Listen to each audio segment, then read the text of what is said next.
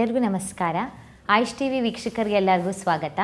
ನಾನು ಡಾಕ್ಟರ್ ಸುಪ್ರೀತಾ, ಪ್ರಶಾಂತಿ ಆಯುರ್ವೇದಿಕ್ ಸೆಂಟರ್ ಗಿರಿನಗರದಲ್ಲಿ ಆಯುರ್ವೇದಿಕ್ ತಜ್ಞೆಯಾಗಿ ಕೆಲಸ ಮಾಡ್ತಾ ಇದ್ದೇನೆ. ಇವತ್ತು ಸರ್ವೇ ಸಾಮಾನ್ಯವಾಗಿ ಎಲ್ಲರೂ ಅಡುಗೆ ಮನೆಯಲ್ಲಿ ಉಪಯೋಗಿಸುವಂತಹ ಜೀರಿಗೆ ಬಗ್ಗೆ, ಅದರ ಆಯುರ್ವೇದದ ಮಹತ್ವವನ್ನು ತಿಳಿಯೋಣ. ಇದರ ಗುಣವನ್ನು, ವಿಶಿಷ್ಟತೆಯನ್ನು ಅನುಗುಣವಾಗಿ ಇದಕ್ಕೆ ಆಯುರ್ವೇದದಲ್ಲಿ ಬೇರೆ ಬೇರೆ ಹೆಸರನ್ನು ಇಟ್ಟಿದ್ದಾರೆ. ಇದನ್ನು ಜೀರಕ, ದೀಪಕ, ಅಜಾಜಿ ಮತ್ತು ಬೇರೆ ಬೇರೆ ಹೆಸರನ್ನು ರುಚ್ಯಂ, ಮೇಧ್ಯಂ ಎಂದು ಇಟ್ಟಿದ್ದಾರೆ. ಏಕೆ ಎಂದರೆ ಇದು ಪಚನೆ ಶಕ್ತಿಯನ್ನು ನಮಗೆ ಕೊಡುತ್ತದೆ. ಆಹಾರ ಚೆನ್ನಾಗಿ ಪಚನೆ ಮಾಡಿ ಮತ್ತು ನಮ್ಮ ಜಾಠರಾಗ್ನಿಯನ್ನು ವೃದ್ಧಿ ಮಾಡಿಸುತ್ತದೆ.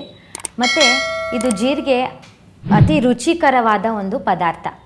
ಮತ್ತು ಮೇಧ್ಯಂ ಅಂತ ಏಕೆ ಹೇಳ್ತಾರಂದರೆ, ನಮ್ಮ ಮೆದುಳಿನ ಸಮಸ್ಯೆಯಲ್ಲಿ ಇದನ್ನು ಬಳಸ್ತೀವಿ. ಸೊ ಈ ರೀತಿಯಾಗಿ ಜೀರಿಗೆಯನ್ನು ಬೇರೆ ಬೇರೆ ರೀತಿಯಲ್ಲಿ ಉಪಯೋಗಿಸ್ತೇವೆ. ಹೇಗೆ ಎಂದರೆ, ನಮ್ಮ ಆಯುರ್ವೇದದಲ್ಲಿ ಇದನ್ನು ಬೇರೆ ಕಾಯಿಲೆಗಳಲ್ಲಿ ಉಪಯೋಗಿಸ್ತೇವೆ. ಇದರಲ್ಲಿರುವ ರಾಸಾಯನಿಕ ಅಂಶ ಕಾರ್ಬೋನ್ ಮತ್ತು ಕ್ಯಾವರಾಲ್. ಮತ್ತು ಇದರ ಬೀಜ ಉಪಯೋಗ ಆಗುವ ಭಾಗ. ಇದರ ರಸಪಂಚಕ ಆಯುರ್ವೇದದಲ್ಲಿ ಯಾವ ರೀತಿಯಾಗಿ ಹೇಳಿದ್ದಾರೆ ಎಂದರೆ, ಇದು ಸ್ವಾದದಲ್ಲಿ ಖಾರ ಮತ್ತು ಕಹಿ, ಮತ್ತು ಗುಣದಲ್ಲಿ ಉಷ್ಣ, ವೀರ್ಯದಲ್ಲಿ ಉಷ್ಣ, ಗುಣದಲ್ಲಿ ಇದು ರೂಕ್ಷ, ಲಘು ಮತ್ತು ತೀಕ್ಷ್ಣ, ಮತ್ತು ಪಾಕದಲ್ಲಿ ಅಂದರೆ ವಿಪಾಕ ಅಂತ ಹೇಳ್ತೇವೆ. ಜೀರ್ಣ ಆದಮೇಲೆ ಇದು ಆಗುವಂತಹ ಒಂದು ಸ್ವಾದ ಖಾರ. ಇದು ಯಾವ ರೀತಿಯಾಗಿ ಇದನ್ನು ದೋಷ ಶಮನೆ ಮಾಡುತ್ತದೆ ಎಂದರೆ, ಇದು ಕಫ ಮತ್ತು ವಾಯು ಸಮಸ್ಯೆಯನ್ನು ನಿವಾರಣೆ ಮಾಡುತ್ತದೆ. ಇದರ ರೋಗಜ್ಞ ಕರ್ಮಗಳು ಅಂದರೆ ಇದರ ಪ್ರಾಪರ್ಟಿ, ವಿಶಿಷ್ಟತೆ ಏನೆಂದರೆ, ಇದು ಒಂದು ಸಂಗ್ರಾಹಿ ಪದಾರ್ಥ, ಅಂದರೆ ಇದು ಬೇದಿಯಲ್ಲಿ ಬಹಳ ಉಪಯೋಗಕಾರಿ. ಮತ್ತು ದೀಪನ ಅಂದರೆ ಇದು ಅಗ್ನಿವೃದ್ಧಿಯನ್ನು ಮಾಡುತ್ತದೆ, ಮತ್ತು ಗರ್ಭಾಶಯ ಶೋಧನವನ್ನು ಮಾಡುತ್ತದೆ. ಮತ್ತು ಇದಕ್ಕೆ ಒಂದು ಬೇರೆ ಕರ್ಮಗಳು ಏನೆಂದರೆ, ಇದು ರುಚ್ಯಂ, ಮೇಧ್ಯಂ ಮತ್ತು ಸಂಗ್ರಾಹಿ, ಈ ರೀತಿಯಾಗಿ ಬೇರೆ ಬೇರೆ ಇದರ ಗುಣವಿಶಿಷ್ಟತೆಗಳು.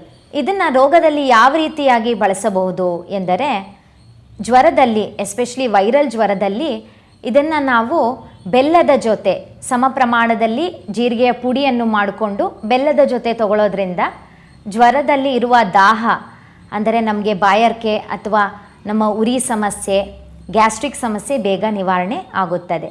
ಮತ್ತು ಜೀರಿಗೆಯನ್ನು ವೆಯ್ಟ್ ಲಾಸ್ ಸಮಸ್ಯೆಯಲ್ಲಿ ಬಹಳ ಉಪಯೋಗಿಸ್ತೇವೆ.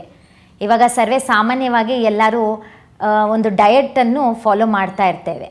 ಅದರಲ್ಲಿ ಇದನ್ನು ಬಹಳಷ್ಟು ಉಪಯೋಗಿಸೋದ್ರಿಂದ, ಅಂದರೆ ನಮ್ಮ ಅಡುಗೆಯಲ್ಲಿ ಇದನ್ನು ಪ್ರತಿನಿತ್ಯ ಉಪಯೋಗಿಸೋದ್ರಿಂದ ನಮಗೆ ನಮ್ಮ ವೆಯ್ಟನ್ನು ಸಮ ಪ್ರಮಾಣದಲ್ಲಿ ಇಡಿಸೋಕ್ಕೆ ಸಹಾಯ ಮಾಡುತ್ತದೆ.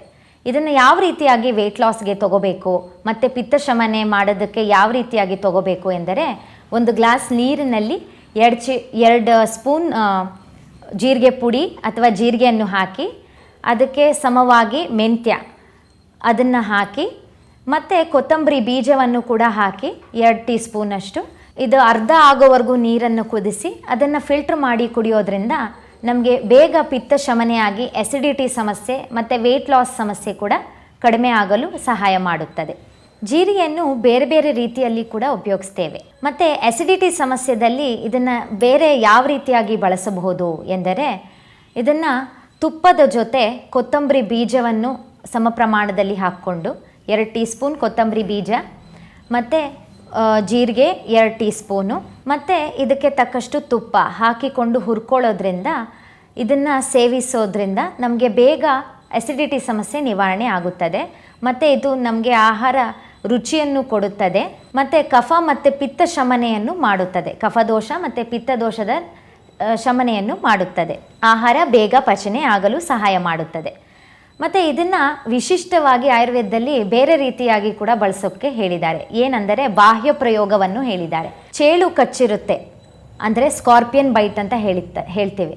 ಆವಾಗ ಇದನ್ನು ಯಾವ ರೀತಿಯಾಗಿ ಬಳಸಬೇಕು ಎಂದರೆ, 3 ರಿಂದ 6 ಗ್ರಾಮ್ ಅಷ್ಟು ಜೀರಿಗೆ ಪುಡಿಯನ್ನು ತುಪ್ಪದ ಜೊತೆ ಮಿಶ್ರಣ ಮಾಡಿ ಇದನ್ನು ಚೇಳು ಕಚ್ಚಿರೋ ಜಾಗದಲ್ಲಿ ಹಚ್ಚೋದ್ರಿಂದ ಅದರ ವಿಷದ ಪ್ರಭಾವವನ್ನು ಕಡಿಮೆ ಮಾಡಲು ಸಹಾಯ ಮಾಡುತ್ತದೆ. ಮತ್ತು ಇದು ಹೇರ್ ಲಾಸ್ ಸಮಸ್ಯೆ ಮತ್ತು ನಮಗೆ ಇದು ಕಣ್ಣಿನ ಸಮಸ್ಯೆ ಇರುತ್ತದೆ. ಕಣ್ಣಿನ ಸಮಸ್ಯೆ ಕೂಡ ಇದು ಅತಿ ಉಪಯೋಗ ಆಗುವ ಒಂದು ಪದಾರ್ಥ. ಏಕೆಂದರೆ ಇದರ ಚಕ್ಷುಷ್ಯ ಪ್ರಭಾವವನ್ನು ಹೊಂದಿದೆ. ಚಕ್ಷುಷ್ಯ ಅಂದರೆ ಕಣ್ಣಿಗೆ ತುಂಬ ಒಳ್ಳೆಯದು ಅಂತ. ಅದಕ್ಕೆ ಇದನ್ನು ಯಾವ ರೀತಿಯಾಗಿ ಬಳಸಬೇಕು ಅಂದರೆ, ಜೀರಿಗೆ ಪುಡಿಯನ್ನು, ಒಂದು 1/4 ಚಮಚ ಜೀರಿಗೆ ಪುಡಿಯನ್ನು 3 ಕಡ್ಡಿಯಷ್ಟು ಕರಿಬೇವು ಪುಡಿ ಮಾಡಿಕೊಂಡು ಅದರ ಜೊತೆ ಖಾಲಿ ಹೊಟ್ಟೆ ಒಂದು 3 ತಿಂಗಳು ಸೇವಿಸೋದ್ರಿಂದ ನಮ್ಮ ಕಣ್ಣು ರೋಗಗಳ ಸಮಸ್ಯೆ ಬೇಗ ನಿವಾರಣೆ ಆಗುತ್ತದೆ. ಮತ್ತು ತಲೆ ಕೂದಲ ಸಮಸ್ಯೆ ಕೂಡ ಬೇಗ ನಿವಾರಣೆ ಆಗುತ್ತದೆ. ಈ ರೀತಿಯಾಗಿ ನಾವು ಬೇರೆ ಬೇರೆ ರೀತಿಯಲ್ಲಿ ಜೀರಿಗೆಯನ್ನು ಬಳಸ್ತೀವಿ. ಮತ್ತು ಇದನ್ನು ಕಾಫಿ, ಟೀ ಬದಲು ಬೆಳಗ್ಗೆ ಕಷಾಯ ಮಾಡಿಕೊಂಡು ಕುಡಿಯೋದ್ರಿಂದ ನಮ್ಮ ಆಹಾರ ಚೆನ್ನಾಗಿ ಪಚನೆ ಆಗುತ್ತದೆ. ಇದನ್ನು ಯಾವ ರೀತಿಯಾಗಿ ಬೆಳಗ್ಗೆ ಎದ್ದು ಕಷಾಯ ತಗೋಬೇಕು ಎಂದರೆ, 1 ಗ್ಲಾಸ್ ನೀರಲ್ಲಿ 2 ಚಮಚ ಜೀರಿಗೆ ಮತ್ತು 2 ಚಮಚ ಮೆಂತ್ಯ, ಅದಕ್ಕೆ ತಕ್ಕಷ್ಟು ಒಂದು ಚೂರು ಬೆಲ್ಲ ಹಾಕೋದ್ರಿಂದ ಇದು ನಮ್ಮ ಬ್ಲಡ್ ಗ್ಲೂಕೋಸ್ ಲೆವೆಲನ್ನು ನಿಯಂತ್ರಿಸಿ ನಮ್ಮ ವೆಯ್ಟನ್ನು ಕರೆಕ್ಟಾಗಿ ಪ್ರಮಾಣದಲ್ಲಿ ಇಟ್ಟು ಮತ್ತು ನಮ್ಮ ಆರೋಗ್ಯವನ್ನು ಚೆನ್ನಾಗಿ ಇಡೋದಕ್ಕೆ ತುಂಬ ಉಪಯೋಗಕರವಾದ ಒಂದು ಪದಾರ್ಥ. ಪ್ರತಿನಿತ್ಯ ನಾವು ಜೀರಿಗೆಯನ್ನು ನಮ್ಮ ಒಗ್ಗರಣೆಯಲ್ಲಿ ಬಳಸೋದ್ರಿಂದ ನಮಗೆ ಕ್ರಿಮಿಜ್ಞ ಅಥವಾ ವೃಷ್ಯ ಅಥವಾ ಬಲ್ಯ ಅನ್ನು ಕೊಟ್ಟು ನಮ್ಮ ಆರೋಗ್ಯವನ್ನು ಚೆನ್ನಾಗಿ ಇಡಿಸೋದಕ್ಕೆ ಸಹಾಯ ಮಾಡುತ್ತದೆ. ಜೀರಿಗೆಯನ್ನು ಪ್ರತಿನಿತ್ಯ ಒಗ್ಗರಣೆಯಲ್ಲಿ ಹಾಕಿ ಅದನ್ನು ಬಳಸೋದ್ರಿಂದ ನಮಗೆ ಬಲ್ಯ ಮತ್ತು ರುಚಿಯನ್ನು ಚೆನ್ನಾಗಿ ಪ್ರದಾನ ಮಾಡುತ್ತದೆ ಮತ್ತು ರೋಗವನ್ನು ದೂರ ಇಡಿಸಲು ಸಹಾಯ ಮಾಡುತ್ತದೆ. ಪ್ರತಿನಿತ್ಯ ನಾವು ಜೀರಿಗೆಯನ್ನು ಅಡುಗೆ ಮನೆಯಲ್ಲಿ ಒಗ್ಗರಣೆಗೆ ಬಳಸೋದ್ರಿಂದ ನಾವು ಬೇರೆ ಬೇರೆ ರೋಗದಿಂದ ದೂರ ಇರಬಹುದು. ಇವತ್ತು ಜೀರಿಗೆ ಅದರ ಆಯುರ್ವೇದ ಮಹತ್ವವನ್ನು ತಿಳಿದಿದ್ದೇವೆ. ಮುಂದಿನ ಸಂಚಿಕೆಯಲ್ಲಿ ಮತ್ತೊಂದು ಪದಾರ್ಥ, ಅದರ ಆಯುರ್ವೇದ ಮಹತ್ವವನ್ನು ತಿಳಿಯೋಣ. ನಮಸ್ಕಾರ.